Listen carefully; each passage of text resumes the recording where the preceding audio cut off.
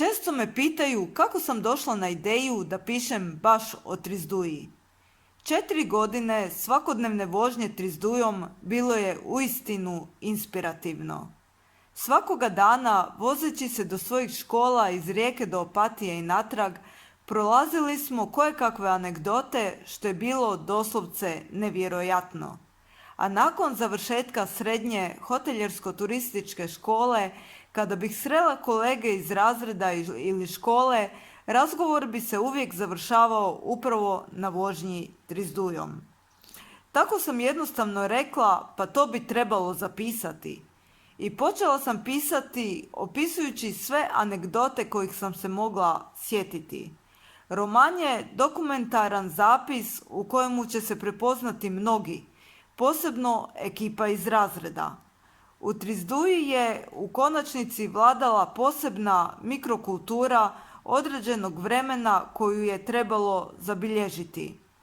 Trizduja danas i Trizduja nekada nije više ista, jer normalno je da se kultura mijenja, kulturalne promjene su dobrodošle, a Trizdujom se danas voze neki novi klinci. O čemu se radi u Trizduji pročitat ću iz uvodnog dijela Trizduje koje je svjetlo dana ugledala 2007. godine. Kada pomislim na svoje srednjoškolsko obrazovanje, prvo se sjetim vožnje Trizdujom. 4 godine svakoga dana prolaziti 20 km od kuće do škole, to je 40 km ako uračunamo i povratak, previše je, a ako u to ubrojimo i sve ostalo što ću spomenuti, za to nema cijene. Ipak bih mogla reći da je bilo jako opasno, a ujedno i zabavno. Najprije moram spomenuti da si za ulazak u autobus morao biti spreman riskirati život. Na stanici, na trgu Bana Jelačića, u gomili bi čekali otvaranje vrata. Znali smo čekati pola sata, a nekada i više. Kada bi ugledali vozača, pribrali bi svu snagu spremni za ono najgore. Tko se nije borio, mogao se odmah pozdraviti s ulaskom.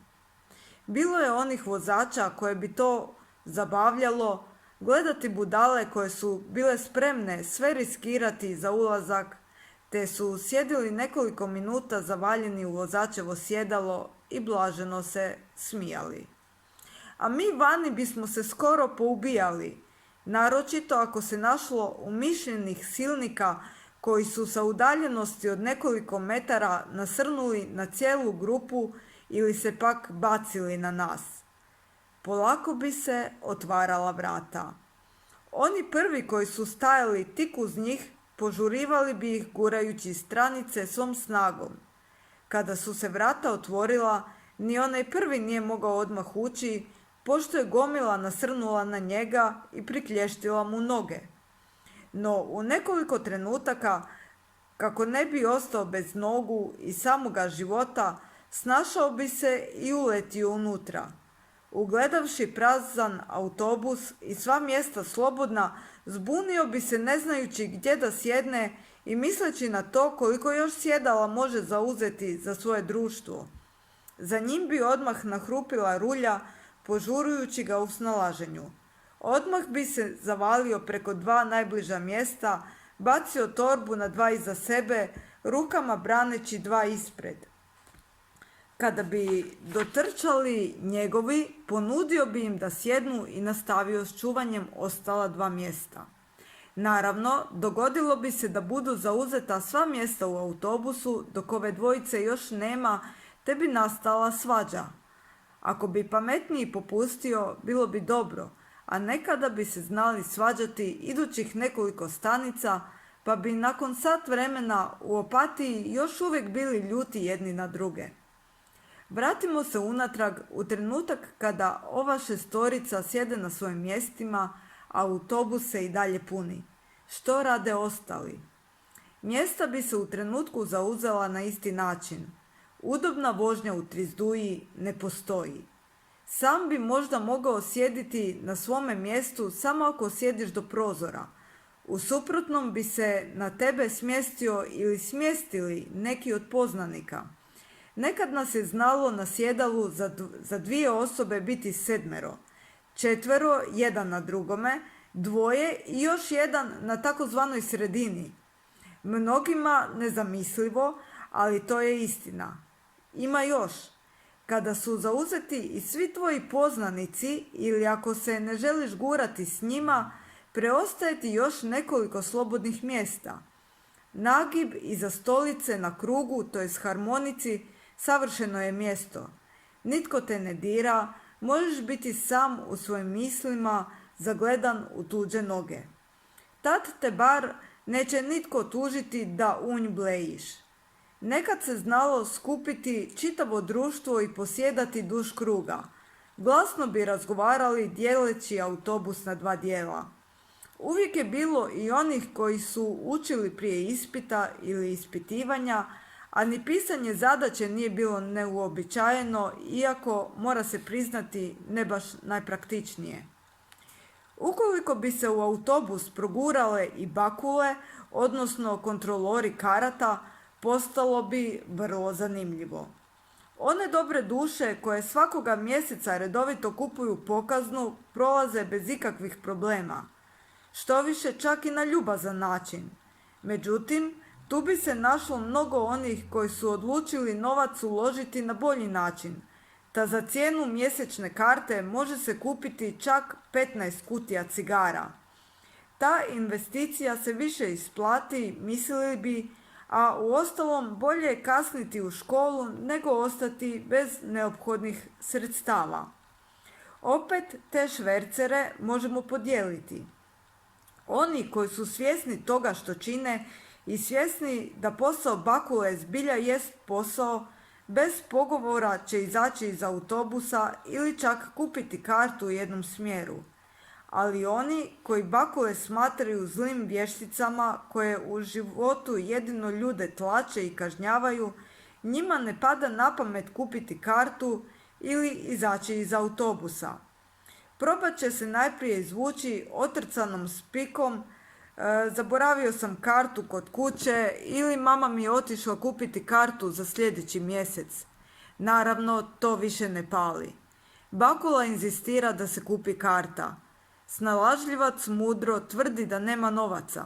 Bakula želi da napusti autobus, ali ovaj ne mrda, gleda kroz prozor. Bakula gubi živce urlajući da izađe van. On drsko nječe. Bakula prijeti policijom, bezuspješno. Okreće mu leđa i izlazi iz autobusa. Dečki bi se smijali kako su nasamarili zlobnicu, no kad bi je ugledali kako dolazi dovodeći policajca, prevladala bi panika i smutljivac bi izletio iz autobusa. Krenuli bi. Dok bi prelazili preko naših neobično asfaltiranih cesta, čvrsto bi tražili oslonac bilo rukohvata, drški na sjedalima ili oslonac nečije noge, majice ili bilo čijeg dijela tijela i predmeta. Tko ne bi na vrijeme pronašao taj oslonac, poletio bi i našao se ili u nečijem krilu ili pak na podu. Stigli bi do prve stanice. Oni nesretnici, ili ako bolje pogledamo sretnici koji su izbjegli ulazak i pronalazak slobodnog mjesta, gurali bi se među nervoznim stajačima. U slučaju da se među putnicima zametnula koja starija osoba, bilo bi to opet druga priča.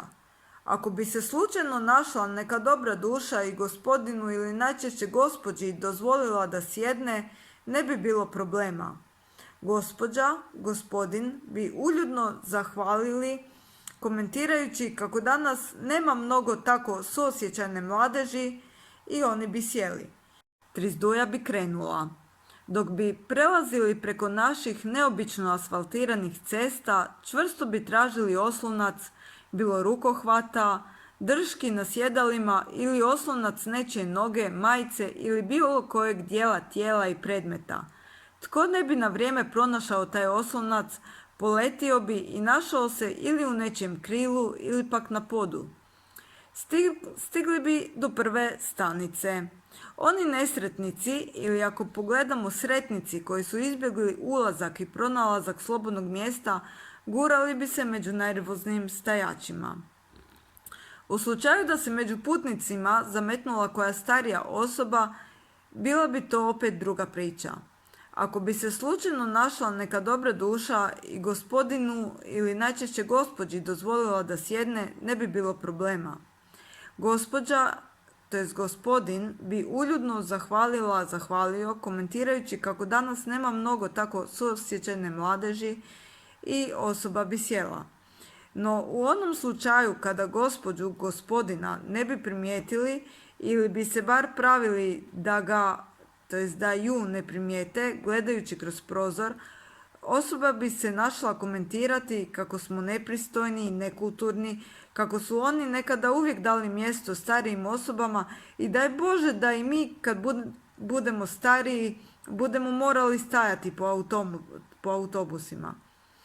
Bilo je onih kojima se nisu dale slušati te prodike, pa su osobi nevoljko dali mjesta, a bilo je i onih koji su se za inat s njom svađali i natezali, pa čak i do opatije.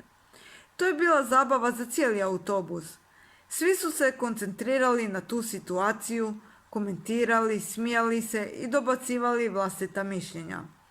A stvar je takva da ako se suprotstaviš starijoj čangrizavoj osobi, a samo bi se takvima i suprotstavljali, u njoj će se nakupiti toliko gnjeva da će željno izbaciti sve iz sebe, ostati bez teksta i zapetljati se. Dao bi se zamisliti dim i para kako je šikljaju kroz uši, što je naravno novopečenim tinejdžerima bio povod za smijeh. 3. stanica, autobus krcat, mnogi ostali vani. Evo, to je bio razlog da se svi okupljamo na prvoj stanici na trgu Bana Jelačića. Nekima samo stizanje na prvi sat nije bio glavni povod bitke. Uvijek su postojali oni koji su ulaskom u autobus i hvatanjem sjedala hranili svoj ego i sami sebi dokazivali svoju moć. U Opatiji se nalaze mnoge škole, ugostiteljska, obrtnička, gimnazija i hoteljersko-turistička, pa se u ovom autobusu našlo polaznika svih škola. Po hijerarhiji ugleda škola razlikovalo se i ponašanje pojedinih učenika. Ugostitelji bi uglavnom zauzeli posljednja mjesta, nadglasavali se u autobusu, glasno se smijali i katkada pušili. Obrtnici, odnosno mesari, su imali gotovo iste osobine. Frizerke i kozmetičarke su se vječno hihotale ogovarajući dečke. Hotelijeri i gimnazijalci bili su pozitivci na svoj način, ali naravno dio njih se povodio za većinom, a kako su i oni bili željni divljanja, prepustili bi se neozbiljnosti i neredu. To bi bio više manje opis vožnje do škole.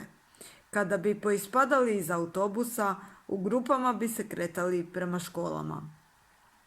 Dan u školi bi prošao kako bi već prošao, približavao bi se kraj zadnjem satu i uskoro bi se opet svi našli u dvorištima spremni za povratak. Većina je odlazila na Slatinu koja je bila dalje od stanice ispod škole, ali nekada se znalo isplatiti čekanje u gomili ispred autobusa. Našlo bi se onih nestrpljivih koji bi svom snagom rukama otvorili vrata i poletjeli u autobus prije no što bi ih ona priklještila zatvarajući se. Kada bi došao vozač i primijetio ih kako blaženo sjede u autobusu, svađao bi se s njima da izađu, a mi jadnici, silno željni tih mjesta, uzaludno bi se gurali. Nakon 15 minuta što je autobus već trebao krenuti, popustio bi ili vozač ili ona dvojica ili koliko ih je već bilo, te bi nam bilo dozvoljeno da uđemo. Opet guranje i samo guranje. Uopće nije bilo začuditi se kada bi se dogodilo da se nekome od silnog mahanja iskopa oko ili kada bi taj netko najjednostavnije ostao bez kontaktne leće. Druga je priča o nestajanju mobitela i panici i prepiranju cijelim putem. Konačno našli bi se u busu i pogledom tražili mjesto.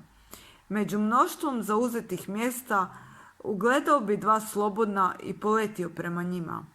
Ako bi ti odmah docurilo u glavu da je tu nešto sumnjivo, pa bi se oprezno približio, sve bi bilo u redu. Ali oni koji bi pohlepno trčali za mjestom i prilijepili svoje guzice, zlobno se smijući, nastradali bi. Prestali bi se smijati kada bi shvatili kako se ostali smiju njima i njihovoj pohlepi. Naime, likovi sa zadnjih sjedala popljuvali su sjedala kako bi napakostili svima koji su upravo kao i oni bili željni mjesta. Jedni bi komentirali kako su oni gadovi, drugi bi se smijali, a autobus bi krenuo. Na sljedećoj stanici, koja se nalazi u blizini škole, čekala bi još jedna gomila učenika. Što onih iznerviranih od današnjeg školskog dana, što onih sretnih koji su se radovali povratku kući. Oni bi se gurali još više, udarajući sve oko sebe kako bi se izborili za rani dolazak u rijeku. Među njima je bilo onih koji bi na kraju zadobili udarce u glavu, trbuh, onih kojima bi vrata stisnula nogu ili torbu, pa čak i onih kojima bi vrata priklještila polovicu tijela. Redovno je 10 učenika odustajalo od vožnje, pošto bi pri kretanju svih 10 visjeli iz autobusa, pridržavajući se za ručku ili jedni za druge. Tek nakon što bi autobus prešao nekoliko metara s ljudima koji su ispadali iz njega, shvatili bi da se na taj način zbilja ne mogu voziti 10 km, te bi nagovorili supatnike da pozvone i time zamole vozača da pričeka još malo.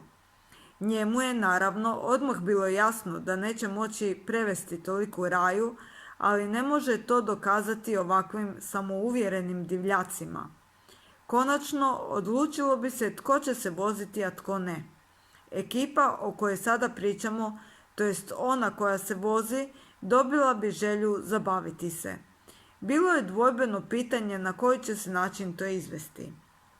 Prvo, mnogo puta se znala naći muška družina koja je vjerojatno žalila za neupisanom elektrotehničkom školom, pa kako bi dokazali da su oni eksperti za žice i struju, popeli bi se na stolice, skinuli poklopac od lampe i začas bi nastao kratki spoj. Nastao bi potpuni mrak, što je svima bilo zabavno iz ne znam kojih točno razloga. Ili bi pak neke ometalo pri nekakvom poslu, te bi počeli urlati svi u jedan glas. Ako je vozač imao zdrave živce, šutio bi i vozio do posljednje stanice, a mi bi pričali, sudarali se i igrali prepoznavanja. Takvi načini putovanja bili bi najzanimljiviji i najzabavniji. No vozači kojima je tlak skakao na samu pomisao da će imati posla s nama, a posebno nakon kratkog spoja, bez obzira gdje se nalazili, izbacili bi sve putnike i prazni nastavili svoj put. Najčešće je mjesto izbacivanja bilo negdje na preluci, 200 učenika pješačilo bi do prve stanice. Autobus koji je po voznom rasporedu kretao sljedeći, bio bi prepun te ne bi ni pomišljao o tome da stane. Pitanje je bilo kako doći do rijeke. Neki su zvali roditelje koji su morali umorni od cjelodnevnog posla voziti 10 do 20 km i doći po njih. Jedan roditelj bi uvijek vozio po 6 u autu, a oni koji nisu željeli gnjaviti roditelje pokušavali su se snaći palcem, to jest autostopom. Zapitajte se samo koliki su automobili stajali autostopistu uz kojeg je stajao cijeli autobus ljudi. Naivcima koji bi stali, u auto bi uletjela 7 u času. Iako je to teško izvedivo i napose kažnjivo, već bi se oni snašli. Najnesnalažljiviji oslonili bi se na vlastite noge, kojih su ih morale nositi kilometrima do prvog gradskog autobusa. Neki od takvih srećkovića zbog bolova u nogama propustili bi sljedeći dan škole. Drugo, kada u autobusu ne bi bili nesuđeni elektrotehničari, bili su veseljaci spremni za pjesmu i zabavu.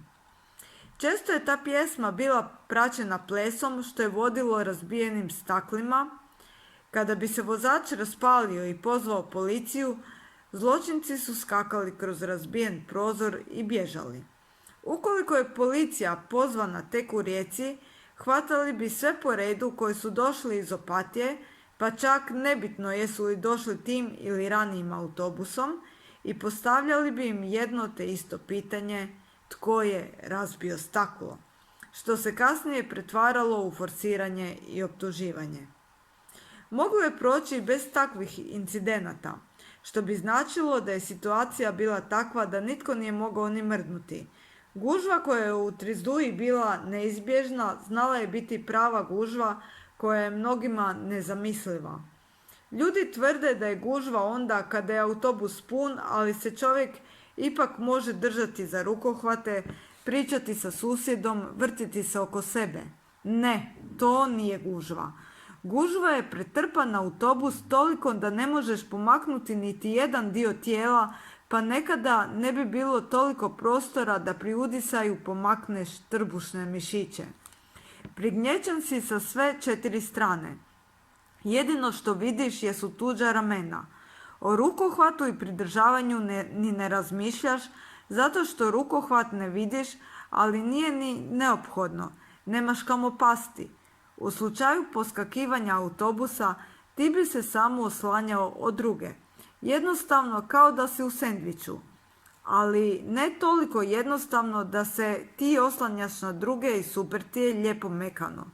I drugi će se u zavoju svom težinom baciti na tebe. Nekad su me znali zgnječiti toliko da nisam mogla disati. A što se same gužve tiče, znalo je biti toliko slobodnog mjesta da smo stajali jedva na prstima jedne noge, drugu držeći u zraku. Ah, blaženi bili dani vožnje Trizdujom.